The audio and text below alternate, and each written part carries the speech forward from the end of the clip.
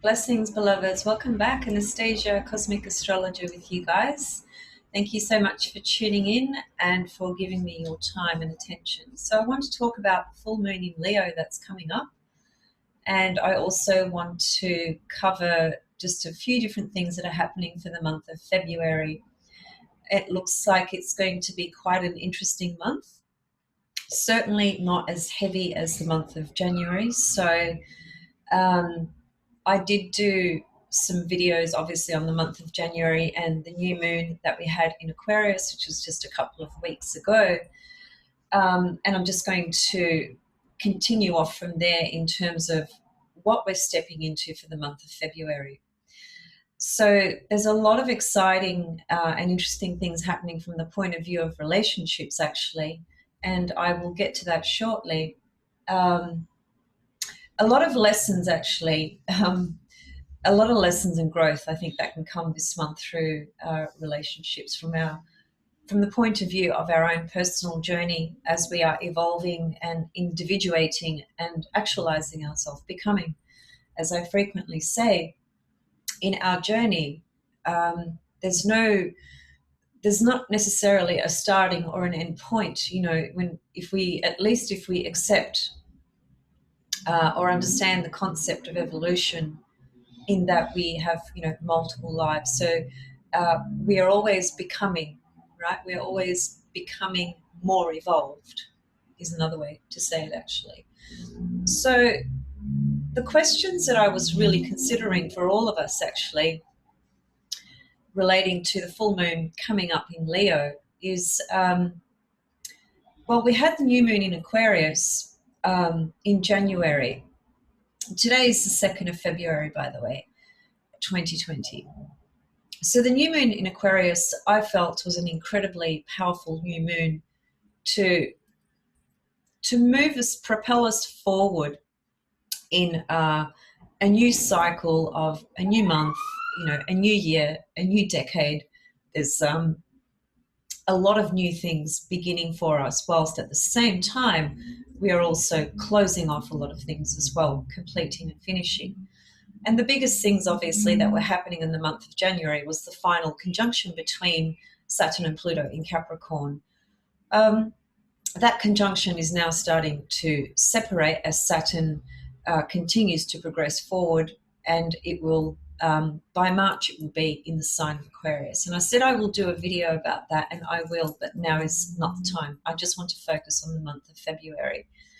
So with the new moon in Aquarius forming a square to Uranus, that was a really great opportunity for all of us to more or less start a cycle correlating to the moon's energy, which is our everyday in and out rhythms of living, essentially. But also, as we know, with new moons, it's a very powerful time to set intentions forth, right? So again, it just depends on where you're at in your life, what's going on in your own personal life, what considerations you gave around that new moon period, what intentions you set forth, what seeds you planted, basically. And the frequency and the energy of that new moon was, it wasn't just an Aquarius new moon, it was forming a square to Uranus. So it had very much to do with our own path of individuation, meaning our own path of becoming more authentic, waking up to our actual essential authentic nature and what that really is for each of us personally, right, through our journey. So that new moon was very powerful for those reasons. As now the moon has moved on, and in about a week or so we'll get to the full moon in Leo, these are some of the questions that I actually wrote down, which I felt were very, very important for all of us to consider. So the question would be, what have we integrated into our consciousness from the time the new moon happened in Aquarius last month that has now taken shape, right? It's taken shape and it's coming to some place of actualization First of all, because it's a full moon that's coming up.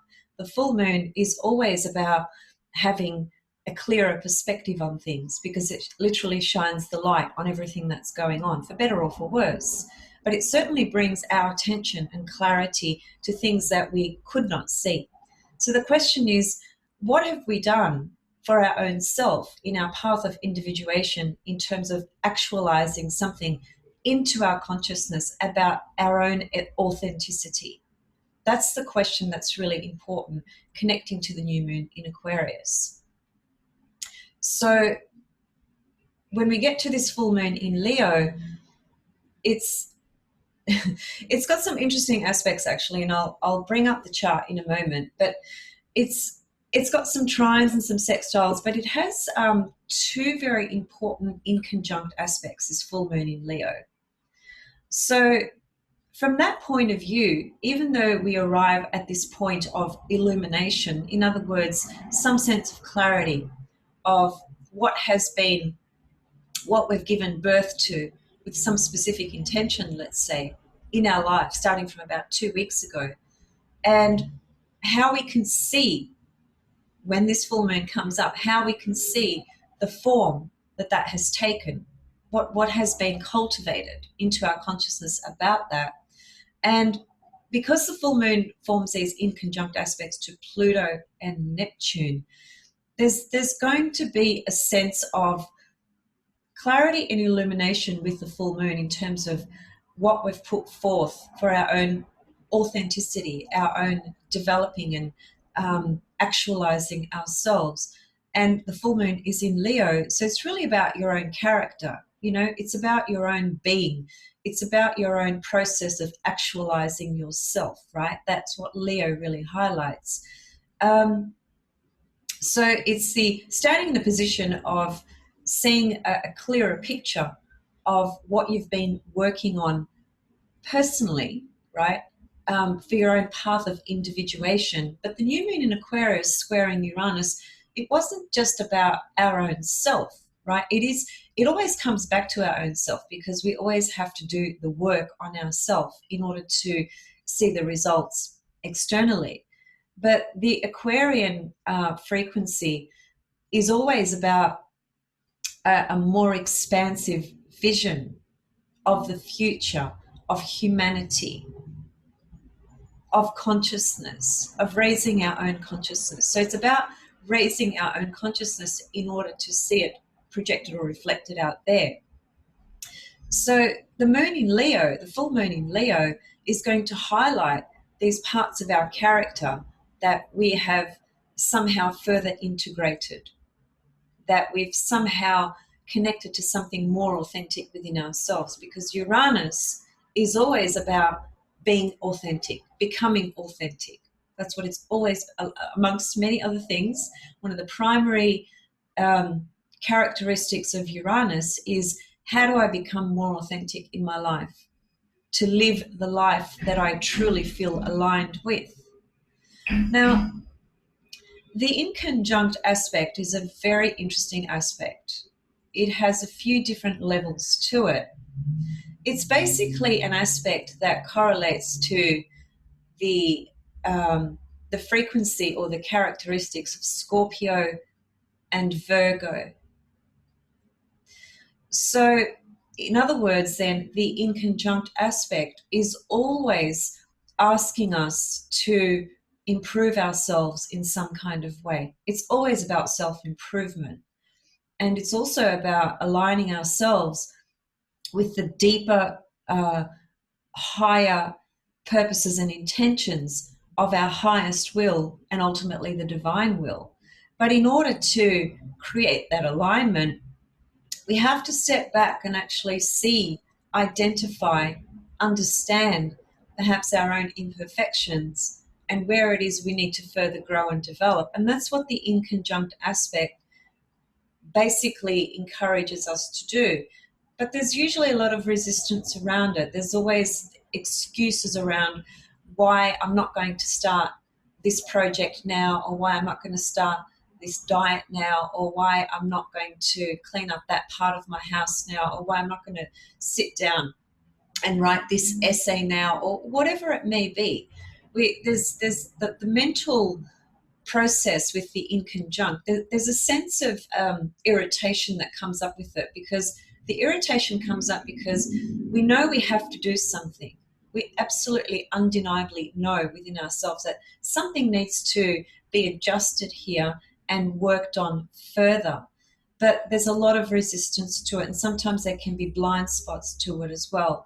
And it can create an awkward sort of feeling and experience as well. But it's that awkward position that challenges us to ultimately do something about it. So this full moon in Leo coming up holds this particular frequency because it forms a quincunx to Pluto and to Neptune, which technically actually then forms a yod. Now, a yod is basically three planets. The apex planet, meaning the one planet that's on its own. Well, I'll show you visually because it's a bit hard to sort of describe, but the yod always involves what's called inconjunct aspects. So it's two planets at the baseline which are forming a sextile to each other, and those two planets forming a sextile to each other at the bottom will form an inconjunct to the planet up the top, which creates that triangle image, which is also known as the finger of God, the yod aspect. So we have a yod aspect with this full moon, and that is very important from the point of view of, here we come to a point of illumination in terms of our own path of individuation, what we've been working on.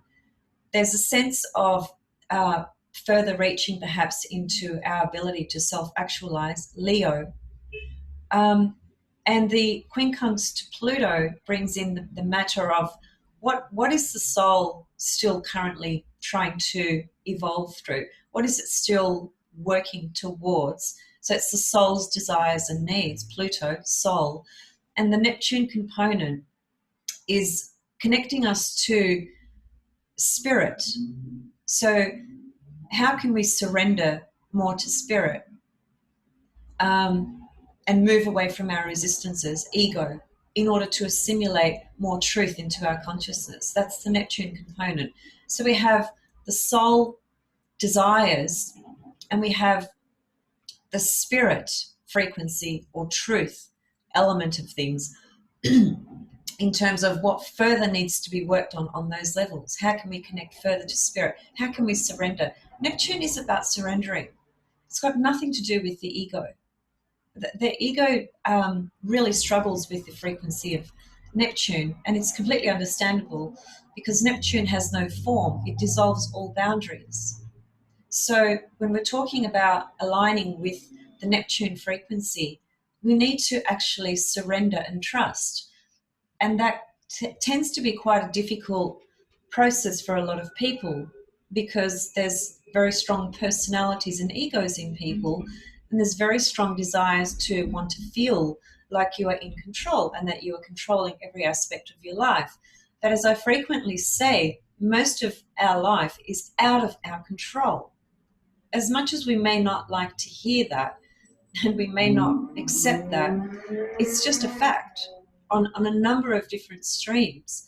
But even if we go into the world of psychology, which is, scientifically based, even in psychology, it is understood that the unconscious behavior and motivations, or rather the behavior derives from unconscious motivations and desires. So our responses and reactions to a lot of what we're doing in our life is mostly unconscious, which means it's out of our conscious control. It's operating and being dominated from forces that are out of our everyday conscious control of reality, as it were. So when it comes to Neptune, we simply have to surrender to spirit, to the ultimate truth of source creation to all things. And by somehow finding a way to surrender to that frequency, we can begin to assimilate and integrate higher truths into our consciousness, into our everyday consciousness, as we are trying to become more conscious, as we are trying to wake up more. It's not easy though, by any means. It's not easy. Neptune is one of the weirdest sort of frequencies, very unusual from the point of view of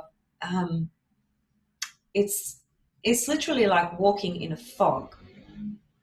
When you have a strong Neptune transit, for instance, if it's a hard aspect particularly, you can go through a period in your life for about 18 months to 2 years where you think you know what's going on. And then when you come out of that transit, it's like you are under a spell. It's like you were on drugs for the last 2 years. It's the most unusual sort of energy in that way. It's just so surreal, not of this earth plane. So when you're talking about integrating Uranus, Neptune, and Pluto, they are so far beyond our everyday normal consciousness and our ego.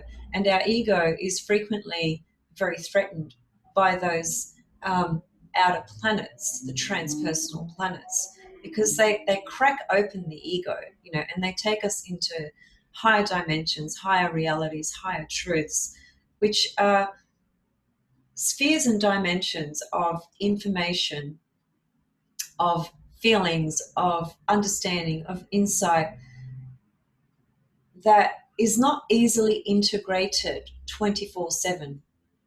We have to go at these, we have to go with these frequencies in our own kind of pace, if you like. So again, it just depends on who you are, what level you're at in your own personal evolution and individuation, what transits you're having at the moment, what progressions you're having at the moment, what age are you, what's your cultural, religious sort of affiliation and background.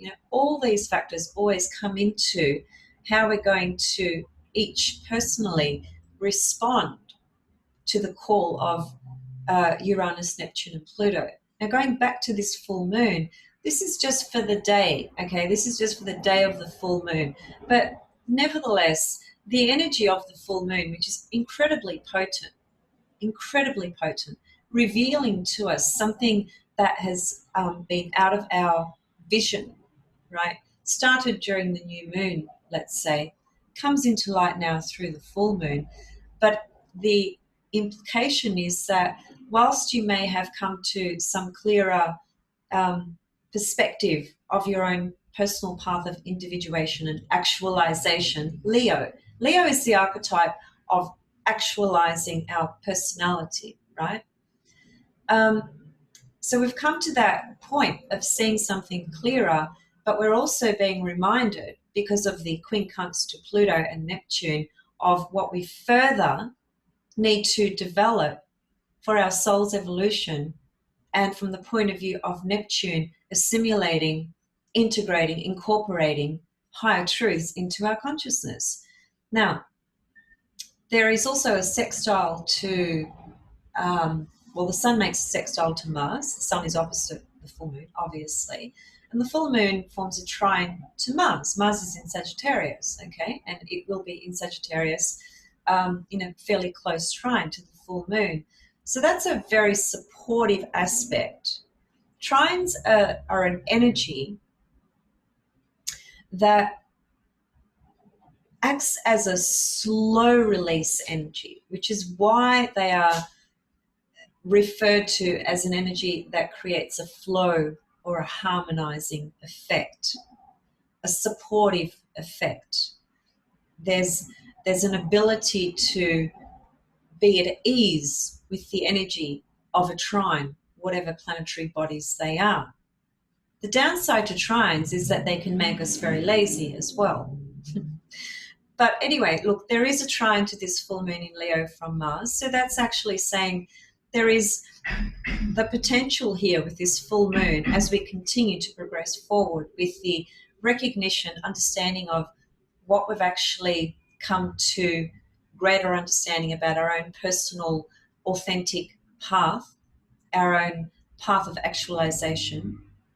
And as we progress forward with this full moon energy, we get this trine aspect from Mars. And Mars it's again a male, masculine energy.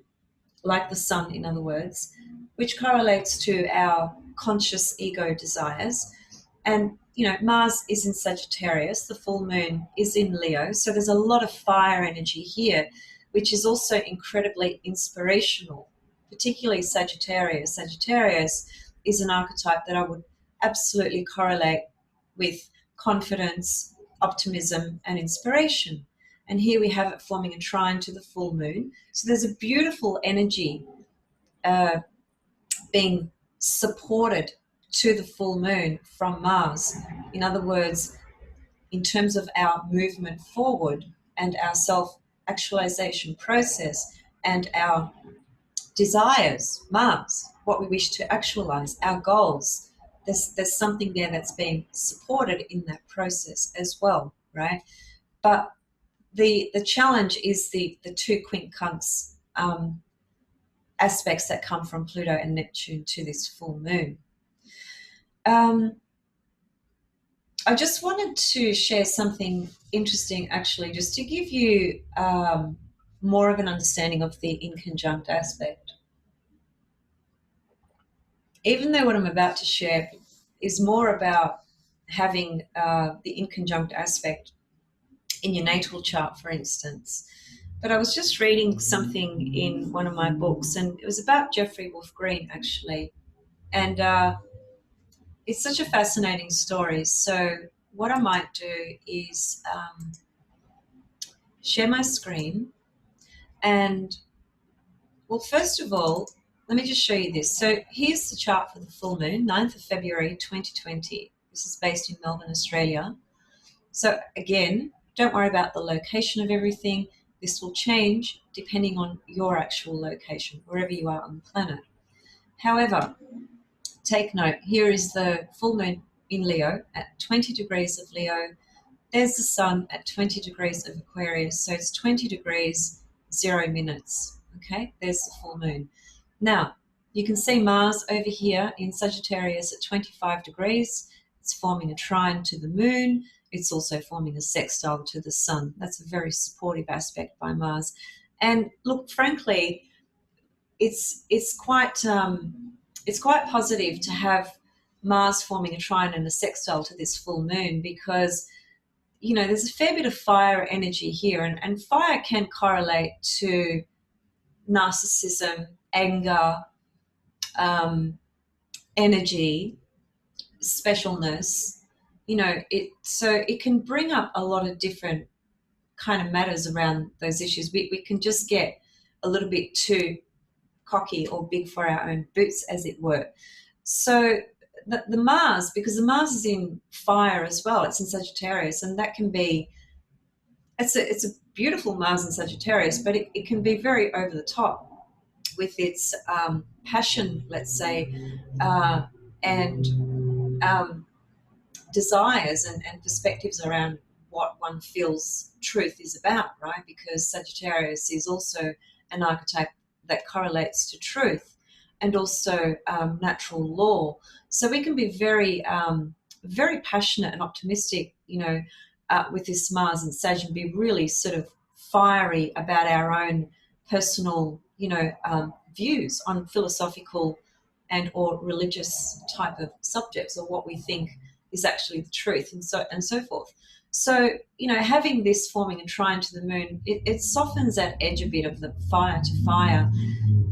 It just creates more of a harmony with the Sag and Leo then. And the Mars can be integrated into this full moon in a way that can be supportive, right? In terms of it being aggressive or just, too big for its boots, so to speak. Now, I might just stay on this and get back to what I was going to discuss in a moment. You can see here, there's the Saturn-Pluto conjunction. You can see that Saturn is at 25 degrees of Capricorn, and it's moving away from Pluto. Thank goodness, because that has been, without a doubt, at this point in history and time, it has proven to be an incredibly challenging conjunction, this Saturn-Pluto energy that we've had for the last couple of years. But in truth, we've had it really since Pluto first ingressed into Capricorn, which was around 2008. So we've been dealing with the Capricorn structure and disintegration on a number of different levels since 2008, and that has brought about a lot of disastrous events collectively, as you guys all know about the fires and so forth in Australia.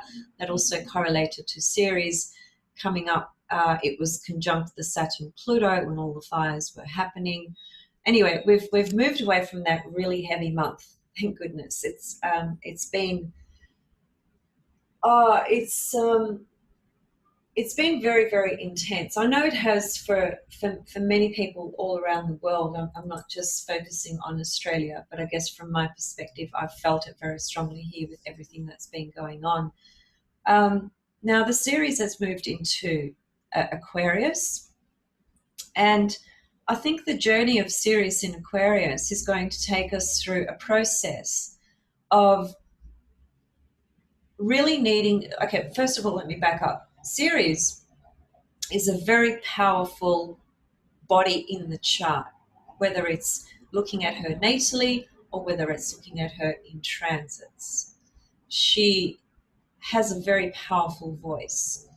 And unfortunately, her myth correlates to grief and loss, but it also correlates to the nurturing principle.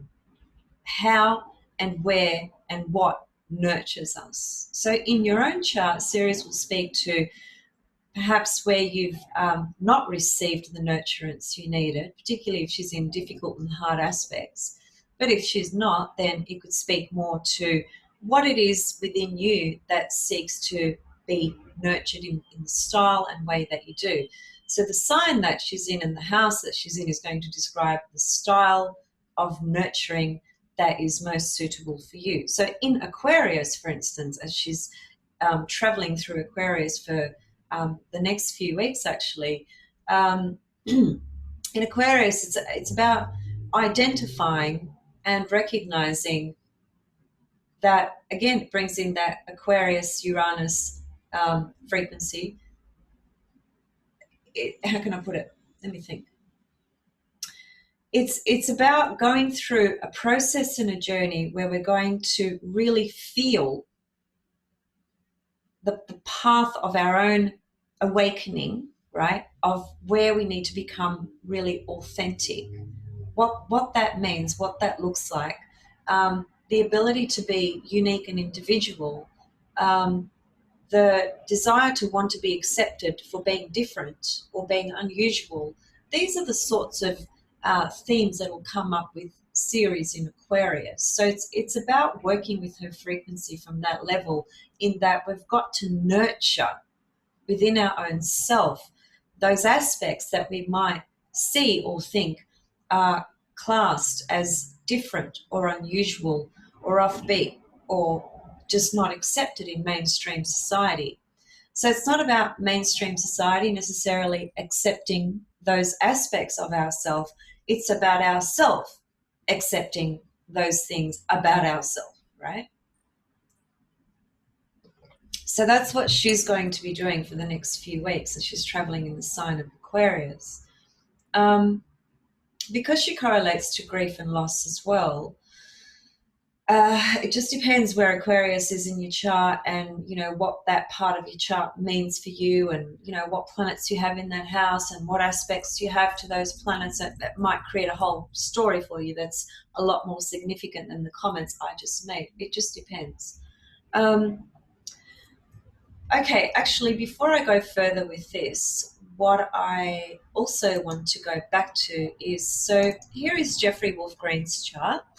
Those of you that don't know who he is, he's a man who has pretty much created the teachings of evolutionary astrology, which is a whole new paradigm, you could say, of understanding astrology, namely through working with Pluto as it correlates to the soul and the nodes as well as being part of that picture.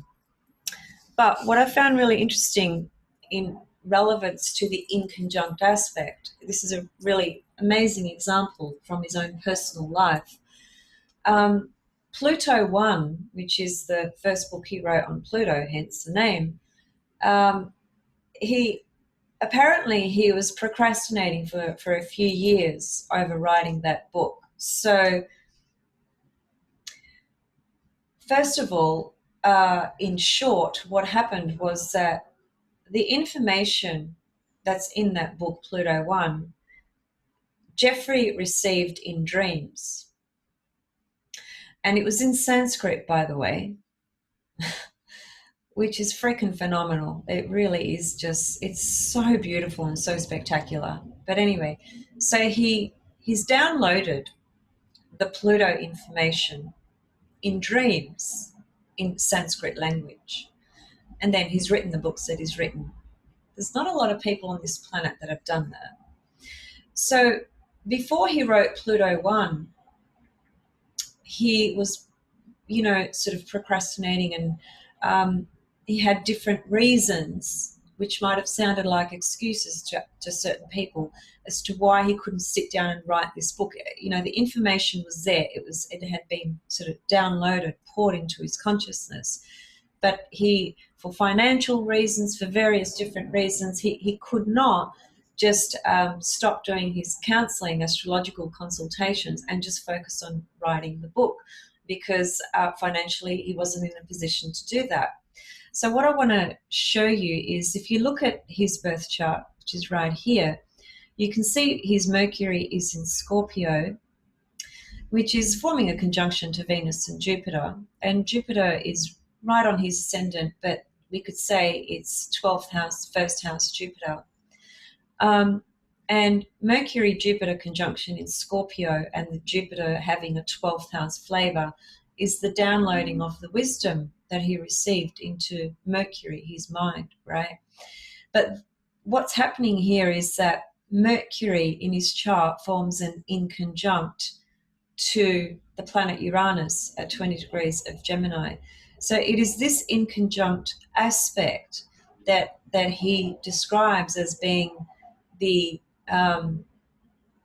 correlation to why he was procrastinating or could not sit down and write the book. For about 4 or 5 years, he was kind of humming and ahhing about it and going back and forth, and just couldn't find the time for this reason, that reason, or that reason.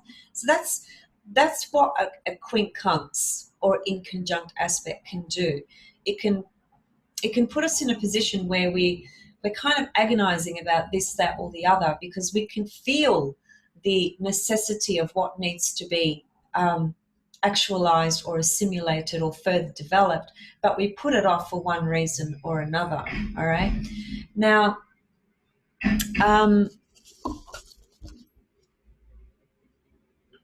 that's right. So what actually happened with Jeff was that a woman approached him. I don't know who she was. I don't know how this situation came about. It doesn't say. Anyway, she approached him and she said, "How much money do you need and how much time do you need to write Pluto 1?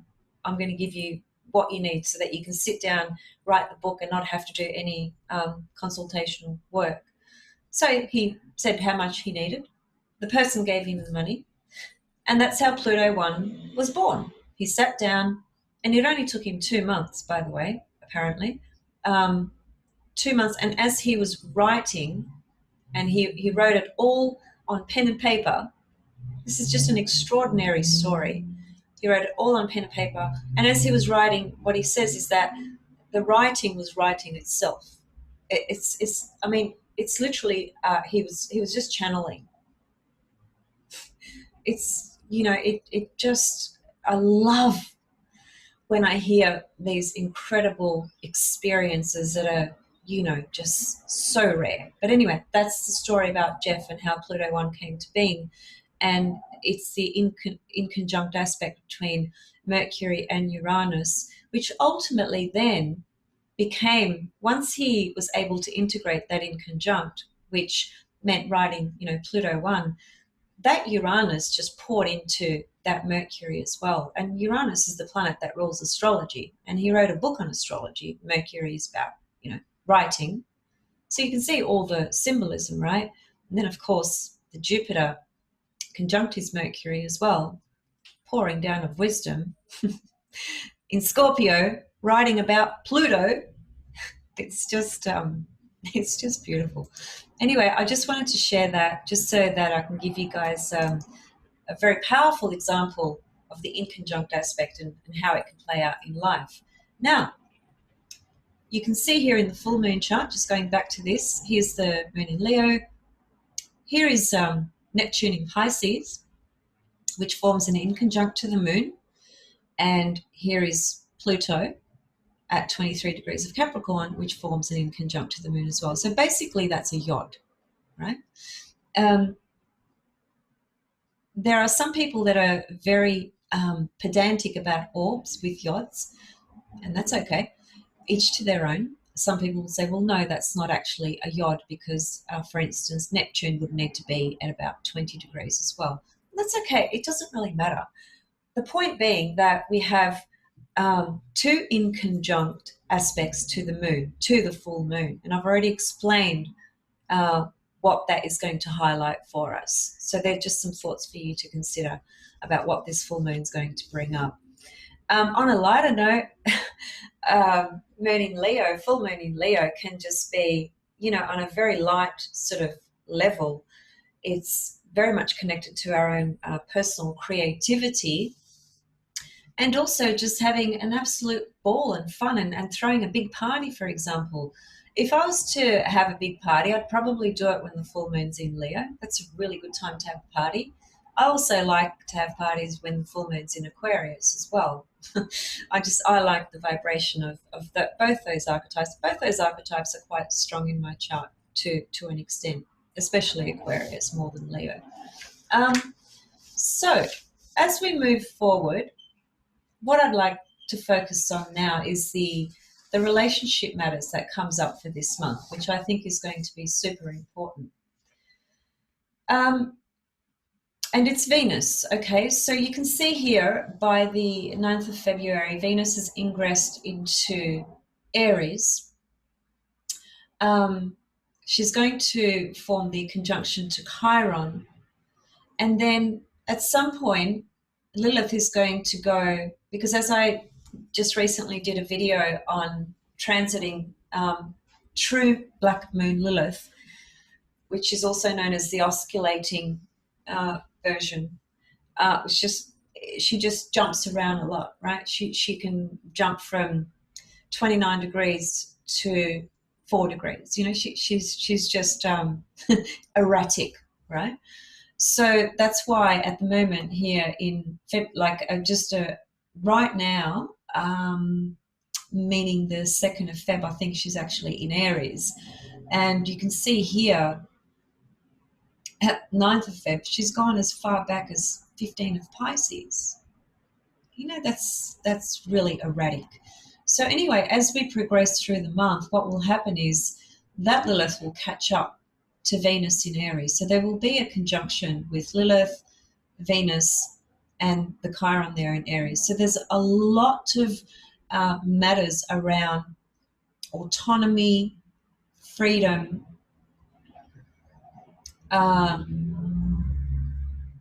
relationships, and obviously some healing work that we are still doing on our own personal self with Chiron in Aries. It's going to be a journey for quite a few years. We're just really at the absolute sort of tip of it, the start of that.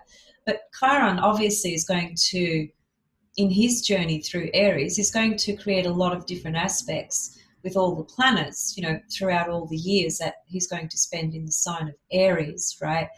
And these are just some very quick little transits or aspects, but that they are important for the month of February, which is why I'm talking about them.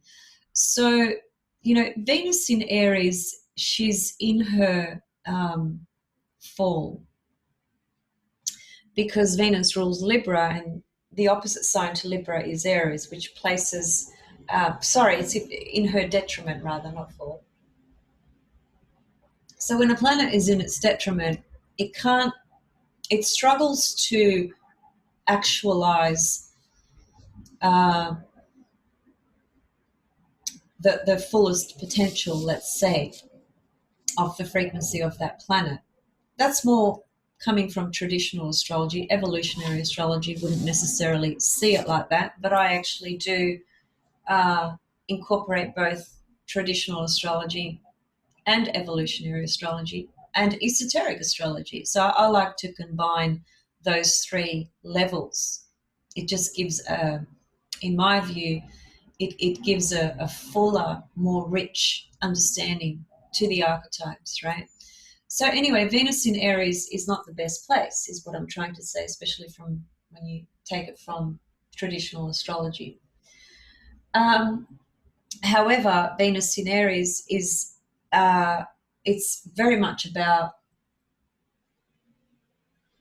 wanting to do our own thing. It's, you know, wanting to be Aries and be selfish and have what I want when I want it, and I want it yesterday kind of thing. It brings up that sort of energy. There's a lot of impatience, a lot of passion, a lot of fiery energy with Venus in Aries.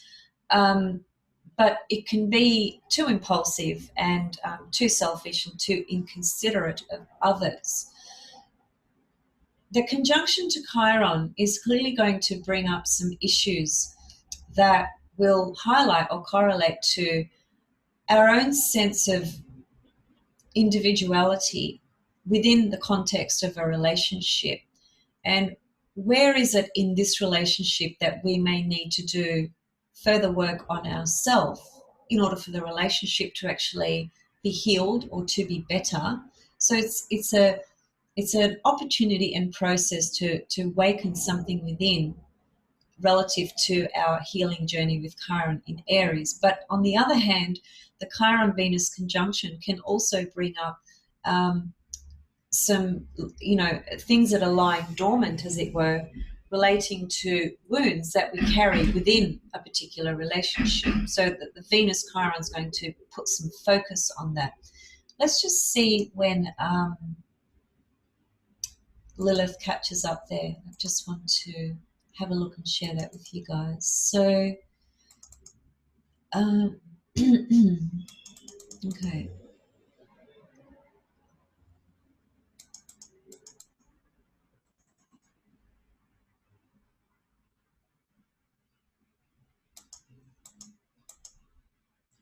Just bear with me.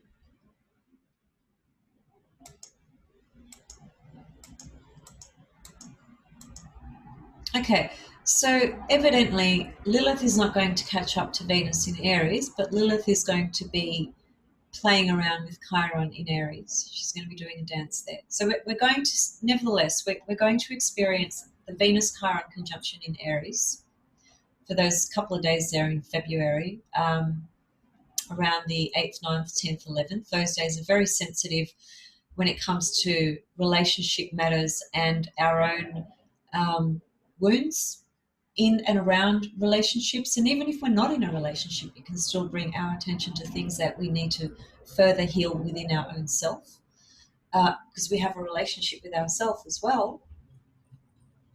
And that should be the relationship that each of us are primarily healing and working on. So the conjunction from Lilith to Chiron will correlate to bringing further matters around the where we might feel shamed, which is a word that's often associated with Lilith, because Lilith is the archetype that correlates to our own sense of autonomy, being free, and it's in Aries, the sign that also correlates to autonomy and freedom. So something about our own personal identity and individuality where perhaps we're not able, or we feel blocked, or we feel challenged to have that sense of autonomy and freedom, and where that may have some deep anchors or roots connected within us that need to be healed. That's what that process is going to be about when that Chiron gets very close to Lilith, right? So we've got some matters around that to work through in the month of February. Venus, by the way, as well, I just want to take her back to her conjunction with Chiron, which is around about here. Well, the exactness is there. You can see it. Interestingly enough, they're only 2 minutes apart there. So there's the Venus Chiron conjunction on the 10th of February, which is the day after the full moon, right? Venus is also about friendships, right? It's about your social life as well. So, in other words, there could be certain friendships that where something might come up connecting to a particular friendship you have with somebody. It might be, you might have I'll keep it very simple. There might be something that's been brewing for a while between you and another person, a friend, right? And it's sort of been, suppressed or just, put under the carpet, as it were. And this Venus Chiron could make this stuff quite raw. It could bring it up to the surface, but at least you'll deal with it. Hopefully in the most healthiest, conscious way, though, right? Because, Venus Chiron can be really hurtful. You could really hurt somebody with your actions. It can be that as well. Somebody can really hurt you, as it were, right? So it's a very sensitive energy around these sorts of matters pertaining to relationships and friendships, right? Just some thoughts to consider about that. Now, Mercury ingresses into Pisces, so I'm going to go back. It's around about the 4th of February. And Mercury also goes retrograde this month as well. So, let's see. It goes retrograde on the 17th of February. Now, Mercury in Pisces is an interesting placement. It can create, from an everyday, mundane, basic level, it can create a lot of mental confusion. It can create disillusionment about our own thinking or perspectives on things. It can create deception, disappointment. It can open our psychic frequencies a lot more. It can really enhance our intuition a lot more. There's a lot of different layers to it, obviously. But Mercury in Pisces is in its fall, right? So Mercury in Pisces struggles from the point of view of being clear, direct, and clear with detailed information. It can get lost in a whirlpool of data, and it can bring up confusion, misunderstandings. I didn't mean that. I said this, but what I meant was that. Information is exchanged and can be understood, perceived, felt, or heard in a completely different way to what it was intended. So this happens every year, right? And then Mercury goes retrograde in Pisces on the 17th of February. So let me just bring that chart up for that time.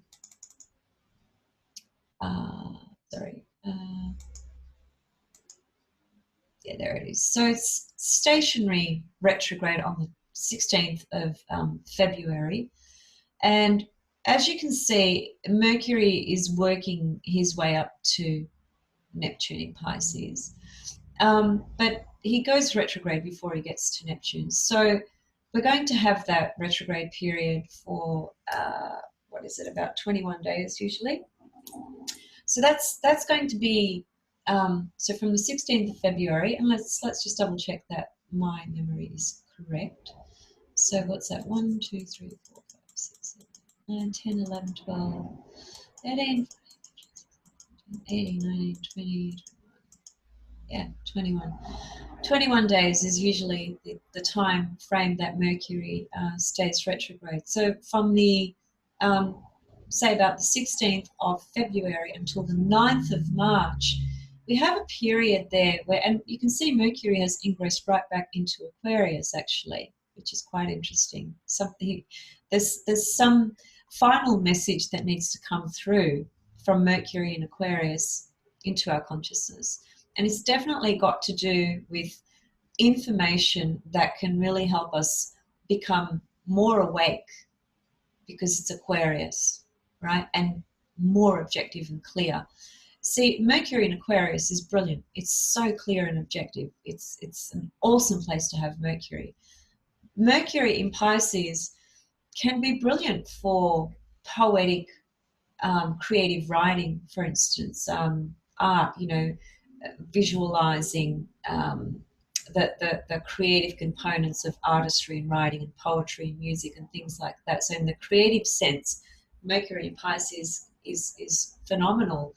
But when it comes to everyday communication, clarity, directness, details, it's completely lost. It gets completely lost. And that creates a lot of situations where there's confusion and chaos. Chaos is a word that comes to mind.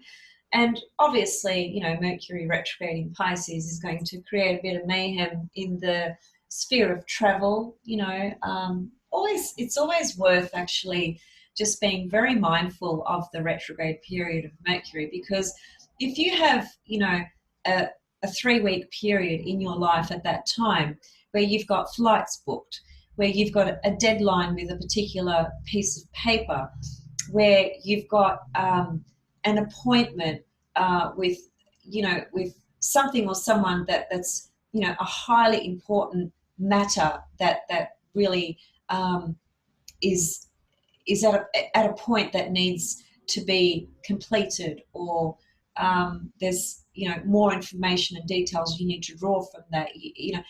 Those sorts of events can be very challenged when Mercury is in Pisces and is retrograde. There is bound to be, confusion, miscommunication, and things being chopped and changed in ways that doesn't even make sense. Computers have problems, mobile phones have problems, the communication lines just become chaotic. So it is worth really being very aware of Mercury retrograde, especially in the sign of Pisces. Okay, so that's Mercury. Now, Venus, I just want to go back a little bit. So first she has the conjunction to Chiron.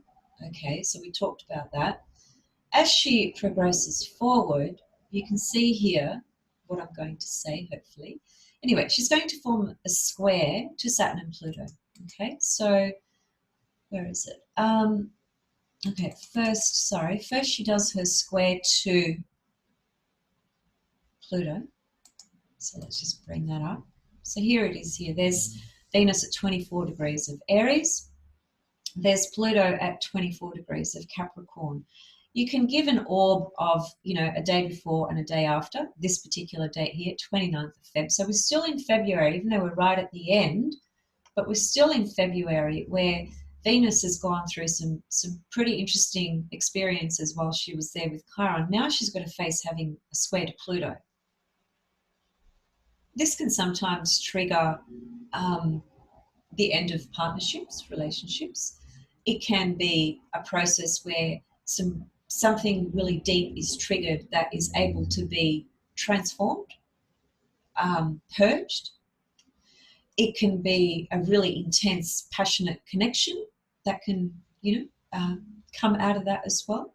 It's not an easy energy necessarily, but there is some work that we're going to have to kind of confront when we get to this part of the month pertaining to our own relationships, our own sense of identity, and our own way of stepping into relationships, how we relate and share with others as well. Some pretty big lessons, because then a few days later she's going to form a square to Saturn. So let's bring that up. So this takes us into the month of March. I'm not going to go beyond this because obviously I'll come back to talk about March, but you can just see that the pattern, the theme that Venus is undergoing for the month of February. There's going to be a lot of lessons, a lot of things that need to be worked on, actually, for all of us personally when it comes to Venusian things, all Venusian things. So that's relationships, friendships. That can also correlate to just our own, the way we socialize, our social life, things can come up there. It also connects to, our values and things of those matters. Some of those matters can be really heightened during this time as well. But certainly the square to Saturn is almost always indicative of some kind of separation, right? So this particular aspect is is, yeah, my least favorite. So just expect around, 2nd, 3rd, 4th of March that there might be some things that have been, sort of brewing for a while that really reach a bit of a breaking point, right, with this square aspect going on. It's very challenging. It can create separation. It can create distance, and it's very uncomfortable, very uncomfortable. But it can also force us to, as it were, to look at what is it about our own experience of Venus in Aries coming up to this square to Saturn. What is it about our own? Let me just think about this.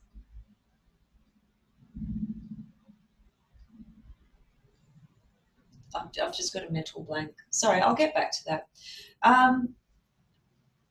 Okay, so if we take it back, I'll come back to that. All right, I'll address it in a minute. My mind's just gone somewhere else. I want to take it back again. Sorry for the back and forth, but I have to do that just to, well, I want to show you visually where everything is. So here we have the 17th of February, which is when Mercury is stationary retrograde, Mars moves into the sign of Capricorn. Now, this is a very powerful position for Mars. It's a position of exaltation, right? There's rulership, exaltation, detriment, and fall, right? They're the dignities and debilities of a planet being in a particular sign. It can have dignity, debility, or it can be neutral, right? So in Capricorn, Mars is exalted. Exaltation, in order to understand, a basic sort of example of that would be, you have the king in his castle. That's a planet in rulership. A planet in rulership is the king in his castle, ruling over everything, right? That's the king. The exaltation planet is the king's right-hand man. He does a lot. He can achieve a lot. He accomplishes a lot. He's got a lot of power, right? That's one way of understanding a planet in exaltation. It actually has a lot of power, but it's not the same as rulership. Okay, so in other words, Mars taking us through the journey of Capricorn, its exalted position, is a very, very powerful time from the point of view of what Mars correlates to in our life, which is our conscious desires. And in the sign of Capricorn, there can be a lot of practical discipline that can be implemented that can really assist us in creating the conscious desires we have around our goals. It's very simple. So Mars in Capricorn is going to be an awesome journey for us, essentially. Again, it always comes back to, what's your natal Mars like? What house is it in? What aspects does it have? Where is Capricorn in your chart? All these things need to be considered when you're looking at any planet transiting, right? So I'm just making some general comments, obviously. But nevertheless, Mars in Capricorn is a very powerful place, and it can be very, very powerful to help us make concrete decisions about actualizing our goals. Okay, so that's a very powerful shift with Mars into the sign of Capricorn, which happens 17th of February. Okay.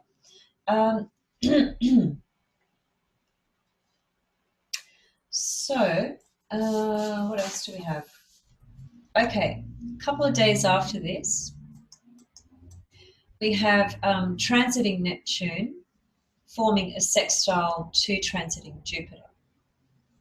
Now, Jupiter is building his way up to forming, a conjunction with Pluto and Saturn. I'll just double check, because I think what's going to happen is Saturn's going to move into Aquarius before Jupiter makes it, but I'll just double check that in a moment. Let's just go back to this. So transiting Jupiter, sextile transiting Neptune.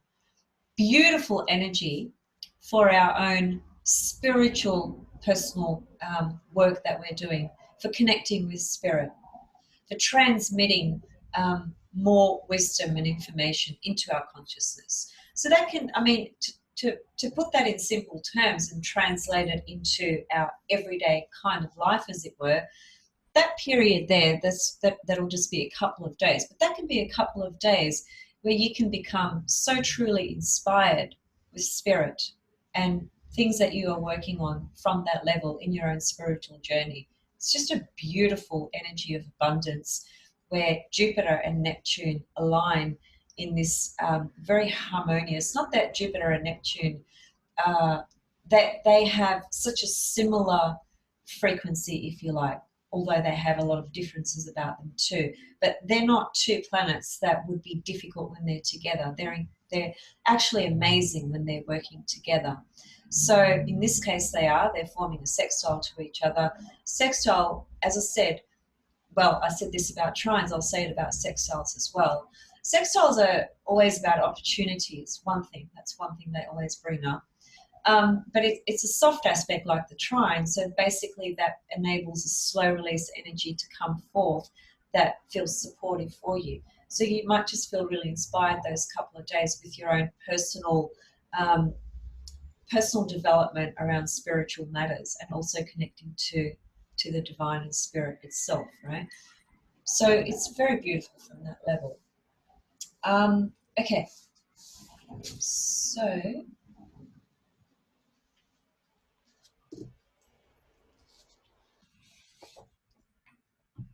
I've covered a fair bit, so I think that gives us all. Oh, yes, I just wanted to have a look at Jupiter. Okay, so let's progress forward. Let's bring Jupiter. Okay, this is going into the month of March. So I'm going to leave it because I was right. Saturn goes into, let's see.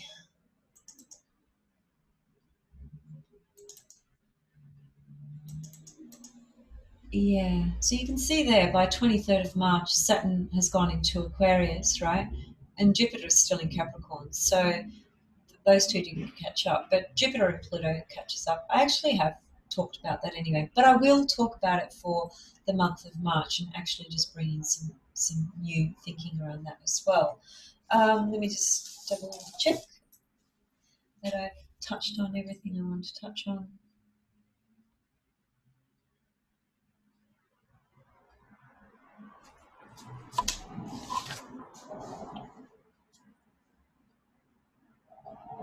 And even the Pluto-Jupiter conjunction is not exact until April, so it's a little while away. So we don't really need to focus on that right now. Just one other thing I wanted to say, which I think is really interesting from the point of view of numerology, because I know that there's quite a few people that are interested in working with numbers. So today's the 2nd of February, and I've just done an overview of the month of February. Now, on the 22nd of February, that's a very significant day and a very powerful day from the point of view of numbers, because it's 22 to 2020. So it's a number of twos, right? The number 2 in numerology, very simply put, correlates to the moon and Venus, because it's about connection and relating, and that's what the moon and Venus do. They connect and relate and share. It's very much a Libran frequency, the number 2. So therefore, the 22nd of February, in alignment, I suppose, with everything that's going on with Venus for the month, that puts, again, a lot more focus and emphasis on the matter of relationships for the month of February. But 22nd of February is just a very pronounced day from that level, and it's neither difficult or necessarily pleasant, but there is something about that frequency on that day that can be very important for us, especially for those of us working with numerology. And even if we're not, as I said, the month of February, there's so much focus with Venus, and just because of all the aspects she has. Now, going back to the Saturn square Venus, sorry, I just want to share my screen again. Where are we? So it's going to go back. It's just something I need to check out, I think, which is why I've had a mental blank. Okay.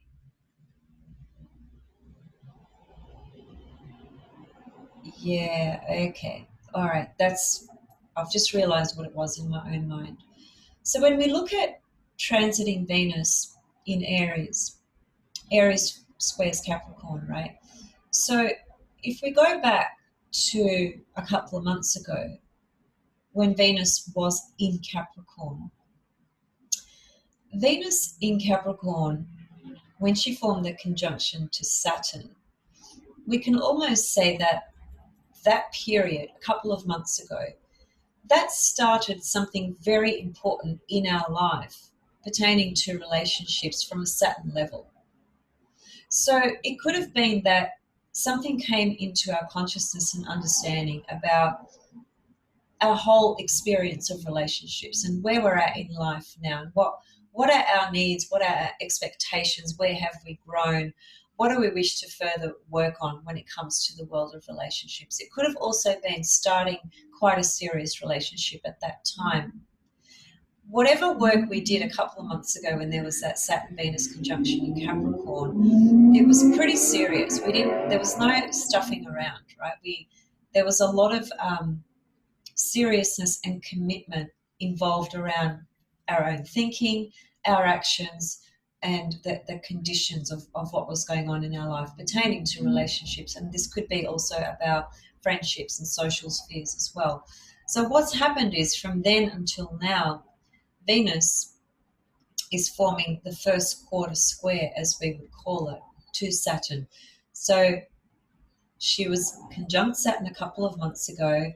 As she's transiting on, she forms a square. That's called the first quarter square. When she actually gets to Cancer, which this probably will not happen because Saturn would have moved into Aquarius, but then, anyway, forget about that because that's going too far ahead. But this is just a little helpful way to help us understand what Venus in Aries is doing.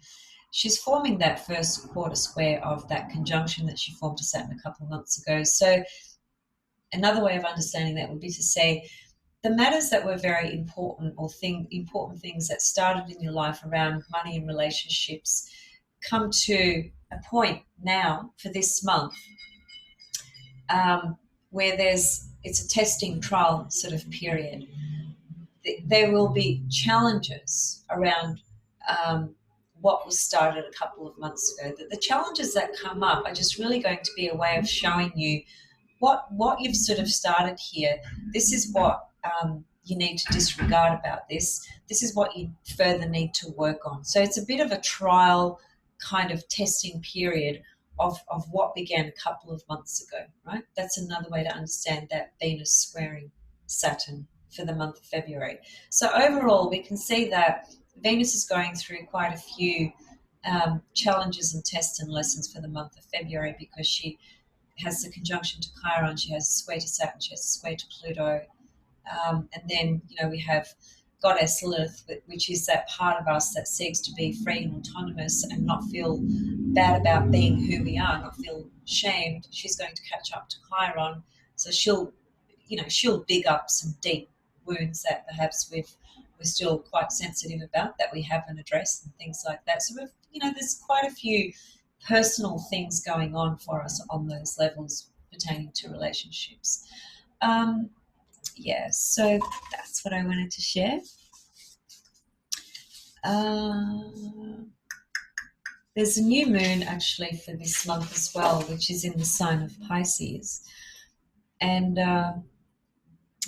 it's going to be a very interesting new moon, but I'm going to come back and do a separate video for that for you guys because I feel that I'd just like to do a video alone on that subject. So happy full moon in Leo for when it arrives, and I hope this information is helpful to you. Again, please feel free to leave questions and comments below. Please keep the questions relevant to the content, and if you can make them more sort of specific to the content, that's much appreciated. Thanks for tuning in. Thanks for engaging and connecting and subscribing. And if you're new, thank you for watching, and thanks to all of you guys. And see you very, very soon with much more. Bye.